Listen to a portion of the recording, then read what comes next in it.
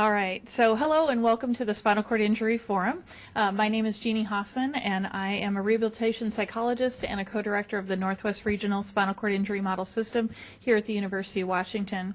The forums, the video recordings, and all of our online media content are made possible by a grant from the National Institute on Disability and Rehabilitation Research. Tonight we're very pleased to welcome Emma Henselbecker, a benefits counselor with Plan to Work of Washington State, and she's an expert on federal, state, and local benefits in relation to employment goals. We're going to have her do her presentation first tonight, and then we'll open it up for questions, and we invite you all to do that. So please, Emma. Thank you, Jeannie. So I'm Emma Henselbecker. I am a Community Work Incentive Coordinator or a benefit planner.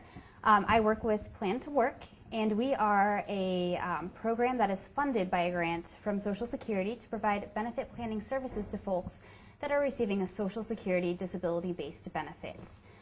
So what we do is we provide free and confidential benefit planning services, and we have 2 tiers of services. We do just general information if someone has a basic question, and then we have a second tier of very individualized services. So if someone wants us to take a look at their specific situation and how their employment goals are going to impact that situation, we do that as well. We serve folks in the entire state of Washington, except for about 10 counties on the Columbia River. Disability Rights Oregon serves those counties. We serve people between the ages of 14 and full retirement age, whenever that may be. And we prioritize individuals with employment or work-related questions, but if someone's in an overpayment situation or if they just have questions about their benefits, we're happy to help. We do just prioritize employment-related questions if we're, depending on caseload. So to start off with, there are two main types of Social Security disability-based benefits that we're going to talk about today. The first one is SSI, or Security Supplemental Income. And then we're going to use the term SSDI for benefits that are based off of paying in taxes or an entitlement-based benefits. So individuals can receive SSI, they can receive SSDI, or they can receive both of them at the same time. While they're both Social Security benefits, they are completely different. They respond completely different to earnings, resources, living situations. They're just completely different benefits even though they're in the same house. And in Social Security, claims representatives for SSI folks and claims representatives for SSDI folks, they don't talk to each other. So if you do have both, you actually have to call each side of the house to report any changes. So I don't know if anyone's had that issue, but it's very fragmented. So you want to keep that in mind throughout this entire presentation, that they are very, very different benefits. And here's just sort of a visual of the difference between SSI and SSDI. So SSI is considered more of a welfare program. It's needs-based and means-tested, and there is a resource limit of $2,000 for a single person or $3,000 for a couple. The maximum amount you can receive for 2013 is $710. You can't receive any more than that if you're on SSI. You get Medicaid with SSI, and SSI is impacted by any income that you have coming in. If you get income from another source, your SSI will decrease, and it kind of varies depending on where your income sources are coming from. So SSDI is based on how much you paid in taxes. It's based on your previous work history or the previous work history of a parent that's deceased or retired. The benefit amount varies. You can get $800 a month. You can get $2,000 a month. It can be any amount under about $2,600. It comes with Medicare. It's only impacted by employment. The only thing Social Security cares about for folks on SSDI is if you're earning, and you're earning due to work activity. And with SSDI, you either receive all or nothing. There's no middle ground. So, and we're going to go through these in much more depth. And here's just a comparison of the different work incentives that each one has. And there are a few similarities, but there's a lot of different ones. So this is more of just so that you can get an idea of how different the work incentives are for these two benefits. And so we're going to go into SSDI right now. So if you're on SSI, just feel free to daydream, space off, don't pay attention to this. If you're on SSI, none of this stuff's going to apply to you. And then just when we go over to SSI, and then just come back. But for right now, this only pertains to SSDI. So SSDI is funded by what you paid into the system from working, or like I said, if you're pulling from a parent who's retired or deceased. So it's an entitlement program, it's an insurance program that someone has paid in for you, either yourself or a parent, for you to be able to pull that benefit. There is a 5-month waiting period for cash benefits when you get on this, this particular cash benefit. So when they find you entitled, it's going to be 5 more months until you actually get that cash benefits. And then it comes with Medicare, and with Medicare, there's a 2-year wait until your Medicare becomes active. So luckily, with the Affordable Care Act, folks that are in that 2-year waiting period can enter into the healthcare exchange and get affordable health insurance coverage, which is great for people that are in that situation, and it's new, and we're pretty excited about it. And then Medicare comes with Part A, Part B, and Part D. You may have to pay a premium for Part B, and you may have to pay a premium for some for Part D as well. There is no asset limit with SSDI. You can win the lottery. Social Security doesn't care. You can have any living situation. You can have 5 houses. They don't care. All they care about are your earnings from employment. And then the way that they establish your earning level, they use something called substantial gainful activity. So we're going to go over substantial gainful activity a little bit, and then we'll revisit it too in a couple of slides. So substantial gainful activity is more of, it's not a very tangible thing. There's multiple factors that go into substantial gainful activity, but it's just a basic test that Social Security uses to establish if you are disabled by their standards, and if you are performing significant mental and or physical duties for profit, so if you're working. There is a threshold dollar amount associated with substantial gainful activity, and for 2013, for most people, it's $1,040 a month. So once you hit that threshold amount, Social Security is going to start taking a look to see how much you're earning and if you are performing substantial gainful activity. And the important thing to remember about substantial, it's not just a number. There's tons of other factors that go into this decision. And they're also looking at a sustained pattern of work behavior or employment, not just a month or 2 here and there. So for SSDI, work incentives are more in time-limited phases. So they go in a timeline, and we're going to go over phase 1 and phase 2 in today's presentation. So phase 1 is the trial work period, which is an awesome work incentive. It's a 9-month phase that allows you to work and receive your cash benefit no matter how much you're earning. You could earn $5,000 a month and be fine and still keep your cash benefit and your medical benefit, your Medicare. The months don't have to be consecutive. So if you're a seasonal worker, maybe you do something during the summer and you can work 3 months out of the summer and make $5,000 a month for those 3 months. And then you'll use 3 trial work period months for the year, and that's it. And then it will keep on going until you accumulate 9 in a 5-year period. The great thing about the trial work period is Social Security doesn't want someone to waste their trial work month on maybe earning $200 a month. So they did set a minimum that you need to earn in order to use a trial work month, and that minimum is $750 a month. So if you're earning $600 a month, quite frankly, Social Security doesn't care. You still want to let them know you're working, but if it's below your trial work period month amount, they're not going to do anything. You're not going to use a trial work period month. You can't enter into any of the other phases until you use up the trial work period. So they're just not going to care. So that's something to keep in mind. So if you do want to start on a part-time basis and only earn $600 a month, that's definitely doable and sustainable for the long term. Once you use all 9 months within a 60-month window, you then move into phase 2. So to recap, you can make an unlimited amount for 9 months, and in order to use one of these 9 months, you have to earn a minimum of $750 a month. And so once you use that 9th month, you enter into what's called the extended period of eligibility. The extended period of eligibility is a 36-month period, or 3 years, that allows you to maintain your SSDI eligibility even if your check is paused. So this period protects you from termination due to work from employment and earnings. So it starts immediately following that 9th month. You can't stop it or pause it. It just automatically starts. Your cash benefit continues for all months that you're earning below SGA. and then any month that your earnings are above SGA during this 3-year period, your cash benefit's paused. But if it dips back below, then you get that benefit right back. You just have to call and report the change in earnings. And so we're going to go a little bit more into SGA at this point as well. So there's a lot of different factors that go into the SGA decision. And remember, that's it's substantial gainful activity. Are you performing a substantial level of work for a sustained amount of time?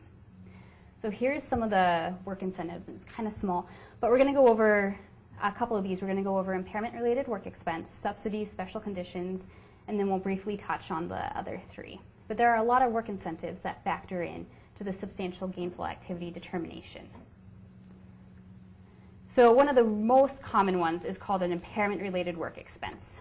And so essentially it's an out-of-pocket cost that you paid for yourself that is related to an impairment that has been diagnosed by a doctor and something that you need to work. So a super common one we see are folks that have prescription drug costs. So if you're paying for a prescription, you can write that off. So what happens is if you're making $1,200 a month, that would put you over that threshold amount for SGA, but maybe you have $200 in prescription drug costs. So you can basically let your claims representative know that you have this $200 expense. You have to give them the receipt, and it has to be something that's been, it has to be for an impairment that's been diagnosed by a physician, and then they'll basically write that off. So instead of earning $1,200, Social Security will only count $1,000 of earnings for that month. So it's really helpful. And they can be one-time expenses. So maybe you purchased a modified vehicle and it was pretty expensive. You can have that as an impairment-related work expense, and they will divide that over the 12 months of the year. So you can maybe have $2,000 written off a year if you purchased a modified vehicle for work.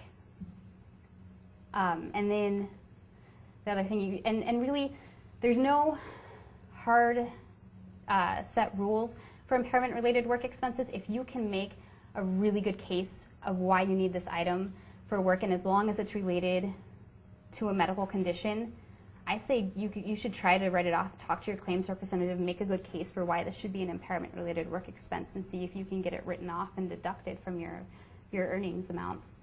So it's a really fantastic tool that you can use, and really you just need to make sure you save the receipt, you make a good case for why this would be an impairment-related work expense, why you need this thing to work, and just make sure that it is related to a medical condition. And so and then from there you just send in your receipt to your claims representative and you provide something in writing with your explanation. So it's a really fantastic work incentive. Another really great one that a lot of folks utilize is something called a subsidy. And so a subsidy is it correlates to extra supportive services provided by your employer. So say you have a job description, Social Security is going to in a very sterile way look at that job description, and then they're going to confer with your employer whether or not you're meeting all of the tasks in the job description. So maybe you're only doing 80% of the job duties in the job description. If your employer confirms that, then Social Security is only going to count 80% of your earnings. So these can go anywhere from 10% to 70%. You can get quite a bit written off, and they're huge. If you can get half of your earnings essentially written off, you can still keep that cash benefit. And so one example is, if you have a flexible schedule, Social Security will look at that and say, is this an accommodation made by your employer? And so they may give you a subsidy because your employer is providing a flexible schedule. Or irregular hours, that's another common one. So this is a really fantastic benefit. In order to get to this one and the impairment-related work expense, you'll have to have used your trial work period first. And then what they'll do is they'll actually send out a work activity report. And on that report, there will be questions that sort of prompt you to indicate whether or not you may have a subsidy. And then from there, they'll check with your employer to see if your employer confirms. So the big thing with subsidies are you want to be on the same page with your employer and let them know that they're going to be getting contacted by Social Security to confirm whether or not what you indicated was true. But they're really fantastic. And if your employer says, yeah, you have irregular hours, you come in an hour late, so you're maybe 20% of your earnings can be written off, then that's fantastic. And it's something that we hope a lot more folks utilize because it's available and out there. And then there's special conditions, and so this is assistance provided by someone other than yourself or your employer. So we typically see these when someone has like a job coach, or if an employer, or not an employer, but if a third party purchases assistive technology for someone's behalf. So if someone purchases ATs to make to basically make employment easier and more productive, then you can write that off. So if someone purchases $1,200 in software for you, if you use a nonprofit and utilize a nonprofit and get software to be more productive, then that could be written off, and you could write that off all in 1 month. You could divide that up and take $100 off a month. It sort of works the same way as the impairment-related work expense, except for someone else has to buy it. Or if someone else comes in and helps do modifications to your workspace, that would count as well. So there are really a lot of great work incentives available. Some other ones that are available, if you don't sustain work at the substantial gainful level for more than 6 months, then Social Security should look at that and should write it off as an unsuccessful work attempt. So that's something you want to keep in mind. So if you can't sustain that for more than 6 months, it shouldn't count against you. Or if your wages fluctuate month to month, maybe you do have a really flexible schedule and you're going to work more during certain months than others, and during certain months you go above SGA, Social Security should average that out over the quarter so that 1 month isn't going to do any damage. They should average out your earnings. And then we always encourage people, if you have specific questions about your situation, or if you want more information about any of these, to talk to a benefits planner. There's tons available that are free. So we always encourage that, because Social Security, disability insurance, SSDI, tends to get a little complicated with a lot of this stuff. Another thing I want to point out, because I've just seen it happen a lot, is for SSDI, they should be counting when your wages are earned, not when you get paid. So for a lot of folks, that can make a big difference. If you get 3 paychecks 1 month instead of a normal 2, you want to write on there what hours you actually worked, because they should be attributing the appropriate number of hours and amount to that month instead of just looking at when you got paid. So that's a problem that we've run into in the past, is a lot of folks end up in situations where it looks like they made a lot more in 1 month just because a paycheck fell randomly. Okay, so I'm going to, and then if you do have a successful return to work, and you went through your trial work period, 3 years have passed, so you're out of your EPE, and you're working above SGA, at that point you'll most likely be terminated due to employment if you're above SGA. You have 5 years from that termination date to utilize something called Expedited Reinstatement. And what this does is it allows you to get 6 months of provisional payments while your file is being reviewed. And during this time, Social Security is just making sure that you have the same disability that you originally qualified for, or that you have one directly related to that. So it's pretty great, because most folks actually get on within that 6-month provisional payment timeline. So it's a really fantastic work incentive as well. Even if you do get terminated due to employment, you do have this work incentive available. So the main point is you're never more than a month away from your cash benefit for almost 9 years if you count your trial work period, your 3 years of EPE, and your expedited reinstatement. So that's almost 9 years where you're never more than a month away of having that cash benefit if you do return to work and you decide that you need that benefit.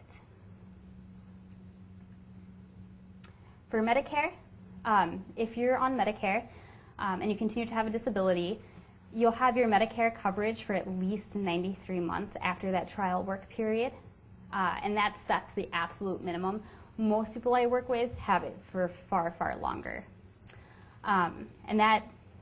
So yeah, that's the gist of it, is that you'll have it for at least 93 months.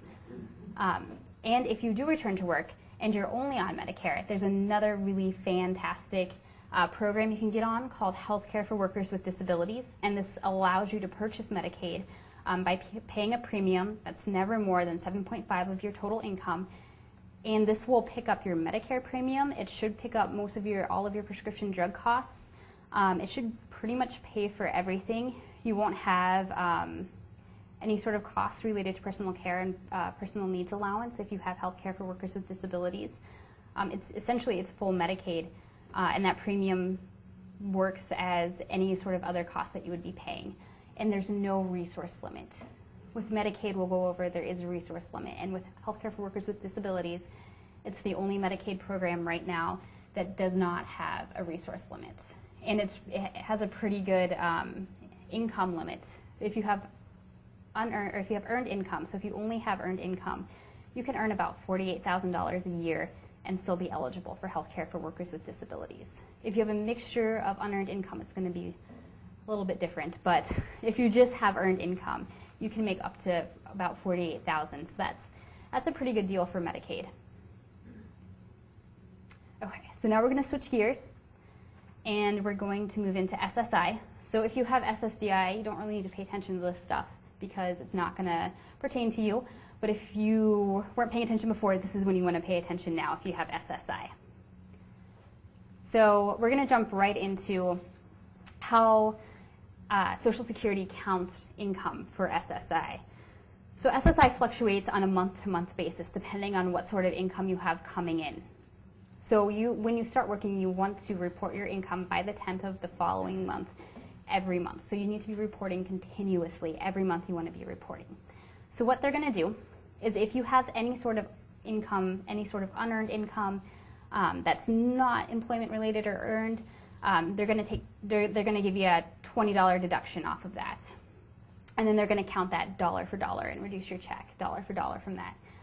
For earnings, they're not going to count $65 of your earnings, and then they're going to take what's left over from that once you subtract out that 65, cut that in half, and then what you have left, that's what they're going to deduct from your cash benefit. So it should be set up in a way where you should always end up financially ahead by returning to work. So I have an example up here, and this example is a pretty straightforward one. If you don't have any other income and you decide to try out work and you go to work and you earn $850 in a month, so what they're going to do is they're going to use that first $20 since you don't have any other income to apply it to. Then they're going to take off that $65 since it's earned income to leave you with $765. Then they're going to divide that by half, and then that remainder is what they're going to take from that $710. So that would leave you, if you were making $850 a month, that would leave you with an SSI check of $327.50 that month and a total monthly income of $1,177.50, which beats $710. So that's how they do that. They're going to do a calculation like this every month to adjust. So you want to make sure that you continue to report every month. It's really important. And then for work, that's really all there is for SSI. It's just this calculation every time. And so now we're going to go into some work incentives for SSI. So SSI also utilizes impairment-related work expenses. So it's the same thing. Any out-of-pocket costs for items needed to work are deducted from the earnings before the earnings are halved. So you essentially, they don't count half. It turns out that you get half of the cost of them. So if you have $850 a month in wages and $200 in prescription costs, this is how it would play out. They would take that the same calculation for earnings, and then from the earnings before they half it, they would take off the $200 to give you $565, divide that by 2, and then you'd have $282, and that's what would be deducted from your check. So it wouldn't be the full $200. You'd really only get a deduction of $100, but it's better than nothing. So that's how IRWEs or impairment-related work expenses are calculated in. So you want to keep receipts if you have any, if you think you have any, and like I said before, if you can make a good case, I would go ahead and try to get it approved. You just need to make sure to keep your receipts and make a clear case of why this would be an impairment-related work expense, and then go for it. because it's really up to your claims representative to decide whether or not they think that is an impairment-related work expense. And yeah, it works the same way as the other one. So sorry for making you guys do math. I feel weird trying to just say math and not like write it down. Another really fantastic one is the student earned income exclusion.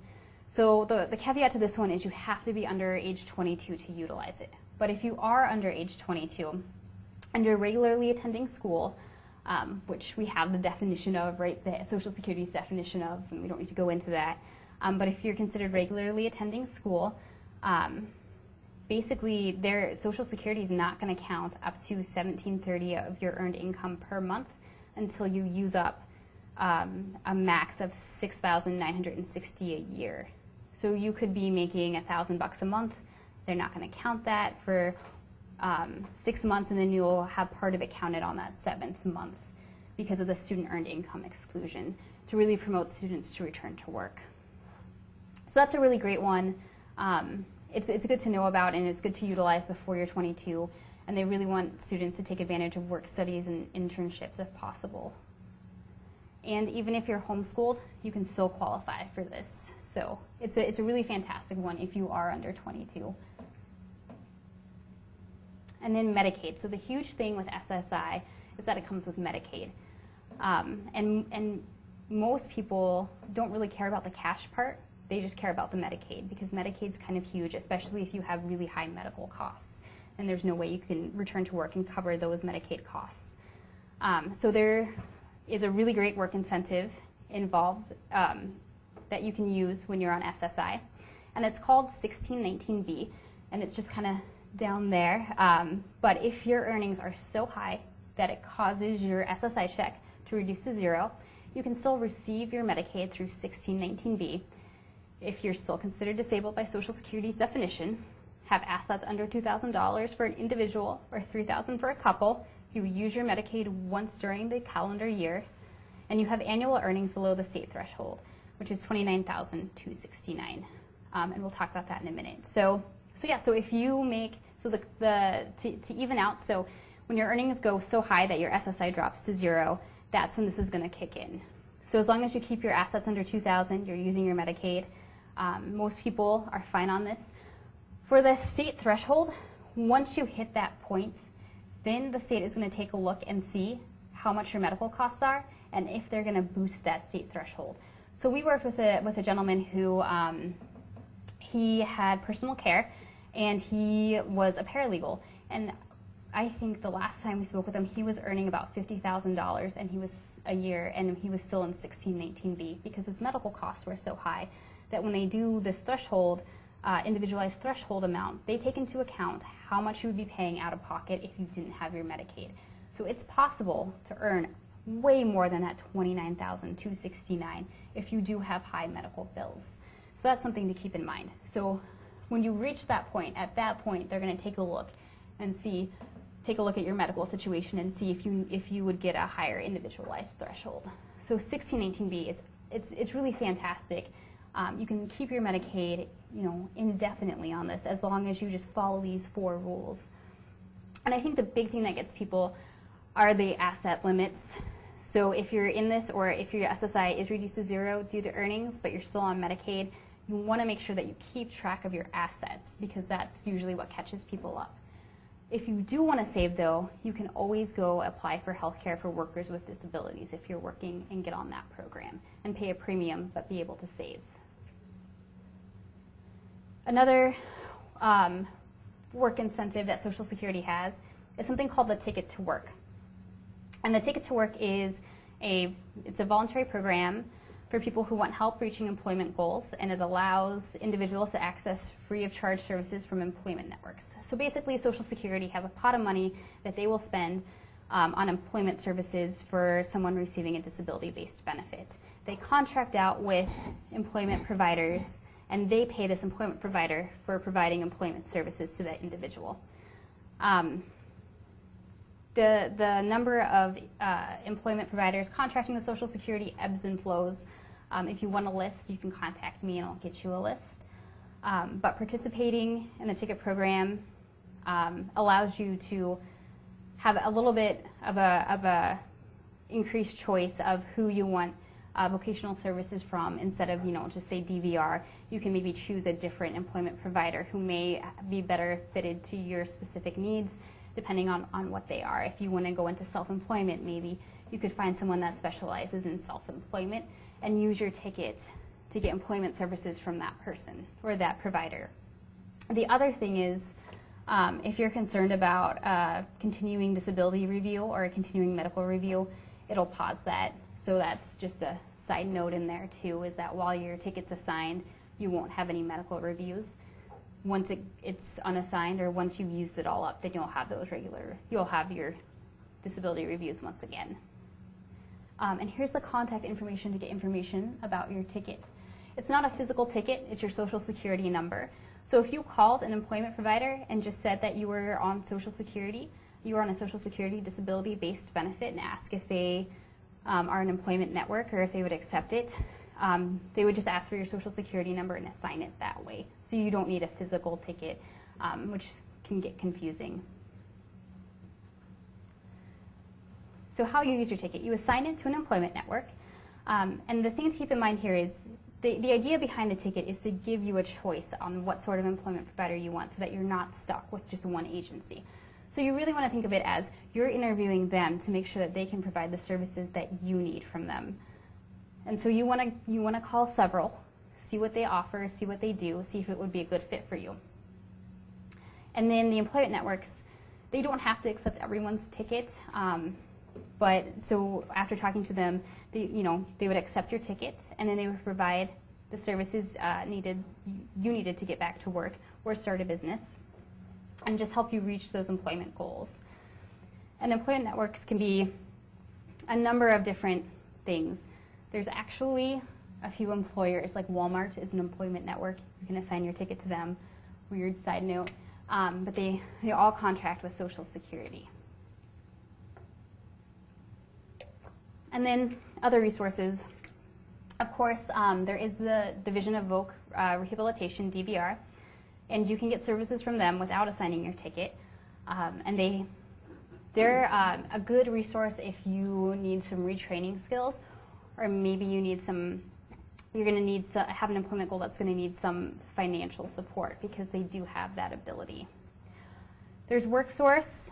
WorkSource, especially in this area, is trying to really beef up employment service providers that work with folks that have a disability. So they're really focusing on that. So you can go to a WorkSource and get assigned a counselor who will help you with your resume, with job leads, and that sort of thing. And then there are benefit planners, which is what I do, and we help folks plan ahead so that they know what's going to happen when you return to work. And then there's Disability Rights Washington that helps individuals with any legal issues. If you have any problem with your ticket to work, you would contact Disability Rights Washington. Or if you had any problems with benefit planners, you could contact them as well. And then independent living centers. So those are sort of just a big overview of other resources that should be able to help you with the return to work process. So plan to work. We can be the experts on federal, state, and local benefits. If you are going to be receiving individualized services from us, we keep individuals on our caseload for an indefinite amount of time. As long as you're still eligible for a benefit, we'll still provide benefit planning services for you. So someone who maybe is using their trial work period months, we could provide some benefit planning for them, and then maybe they roll into the extended period of eligibility and they need some help because they're concerned about whether or not they're going to be above SGA and if they could use a subsidy. We could come in at that point and help them develop that subsidy and make sure that they're utilizing any work incentives that would apply to that individual is being appropriately applied. And then if you have questions about Social Security stuff, if we can't answer it, we can refer you to someone that does. We don't help people apply for benefits. We have, due to our funding stream, we work with people that are already on a disability-based benefit. But if someone has questions about how to apply, we know a bunch of referral sources that we can send you to get help with that. And then that is our contact information. So I'm going to open it up for questions. And I think Jeannie has a microphone that she's going to bring around. Yes. Who's got questions?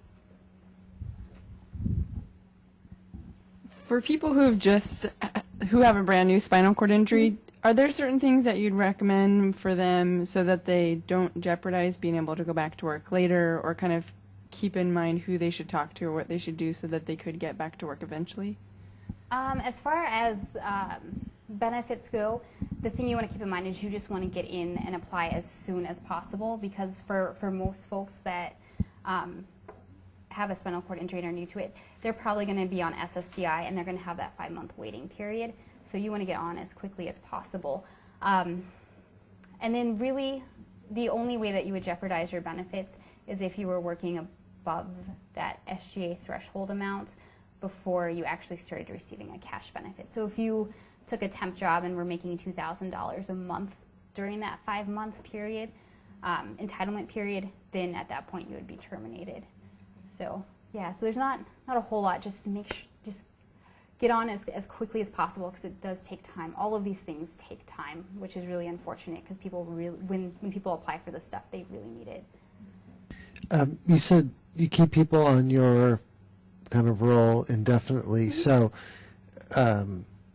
people can start this process at any point, even if they're, I'm not thinking of working for 2-3 months or 6 months or whenever. Yeah, definitely. If you are just curious about what sort of impact that's going to have on your benefits before you start the job search process, and you want to, I mean, a lot of people, they just want to have a really clear understanding of where their benefit situation is going to be when they do start working. We can definitely do a hypothetical situation based on the person's earning goal and employment goal, so that they'll have a really good idea of what's going to happen and what sort of situation they're going to be in, so that they can plan ahead. So yeah, that's a really big piece, is we just want to make sure that whoever we're working with has enough information to make the best decision for their situation. And then on another one, recently somebody contacted us and was asked, they work full-time and were wondering, getting close to retirement age, and kind of wanting to do the reverse, where they're working and then get on Social Security. Is that something you've ever heard of? Or instead of kind of getting on Social Security and disability and then finding employment, he wants to kind of take a little bit early retirement and start to get Social Security disability. So I guess that would be just the normal application. Mm-hmm. Yeah, and you can get early retirement and a Social Security disability-based benefit at the same time. That is possible, but for most folks, they're going to be on one or the other. So.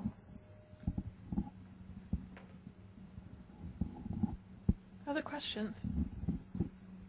So if you completed the 9-month trial work period and you still had some time left on your extended eligibility period, but you lost your job with still 6 months to go, how would that be figured?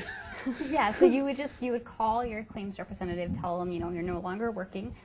You'd get that cash benefit back that next month, and it would continue indefinitely until you were working at a substantial gainful level for more than 6 months, really, because you'll still have different work incentives that can be applied after that. So yeah, so during EPE, if you were working and then something happened and you had no earnings, you could potentially continue indefinitely on that cash benefit. Does that make sense? Would you get another 9-month trial work period, or is it once you use your 9-month trial work period, that's it? Yeah, once you use your 9-month trial work period, that's it, which is unfortunate because a lot of people don't realize they have it, and so they don't utilize it to the best of, in a way that's most advantageous to them. If you're terminated and then you reapply or you get on EXR, then you get it back, but unless you're terminated, then once you use it, that's it. What if you aren't terminated, though? I mean, That's during it. the whole time, is it still the same? Yeah, that's the thing? same. You'll just go through that EPE, and then after that, you'll just. I mean, at that point, I would really recommend talking to a benefit planner to discuss different work incentives that would be applicable. Yeah. Well, join me in thanking Emma for her coming tonight, and thank you for great information.